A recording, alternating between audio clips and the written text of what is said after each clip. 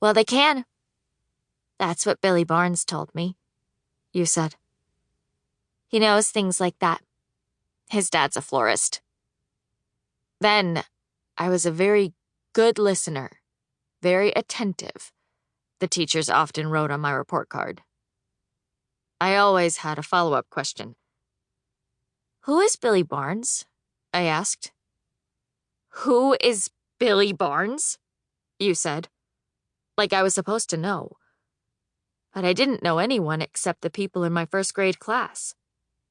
We were kept hidden away from the older kids, safe in our own private wing of the school. I'm only dancing the football tango with him tomorrow. What's the football tango? I asked. Just some dance the teachers made up to celebrate Thanksgiving, you said. I don't really get it.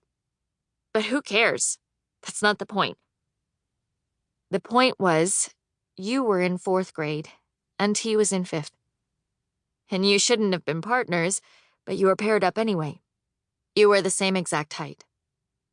It's fate, you said. And it was. The next morning, it happened. You dressed up as a cheerleader, and he dressed up as a football player, and you tangoed across the gym, and he whispered something nice about your hair, and that was that. You were in love. What did he say about your hair? I asked.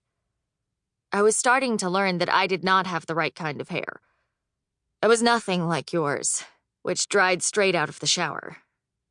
Mine was curly, hard to control, like one of those evil cartoon trees that pull people in with their branches when they get too close.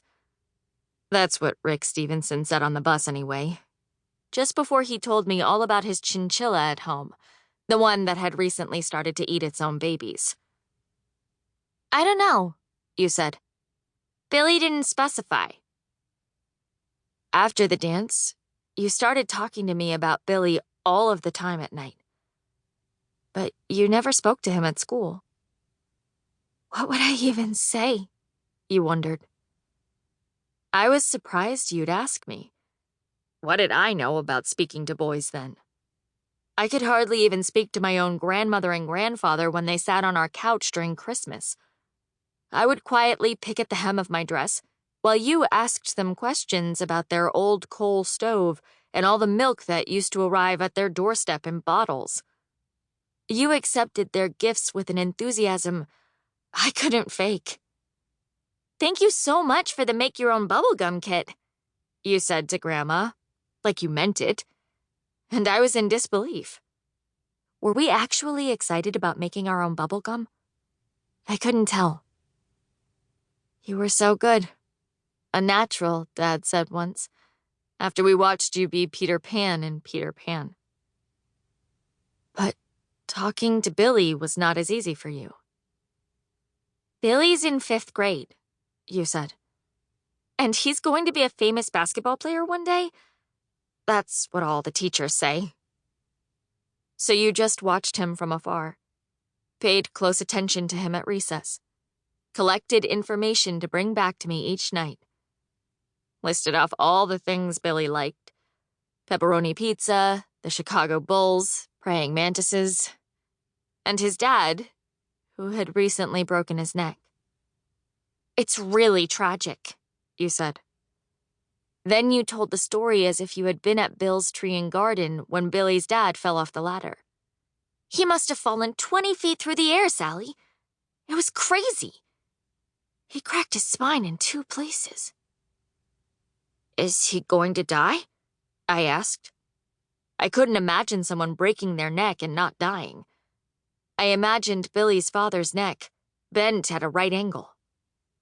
No, you said. He'll be fine.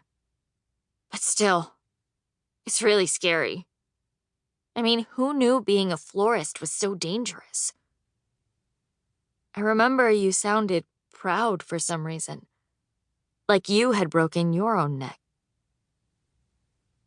You told me so much about Billy that by the time I actually saw him, it felt surreal. We stepped out of Dad's car and onto the parking lot of Bill's tree and garden, and you clutched my arm like you did whenever we saw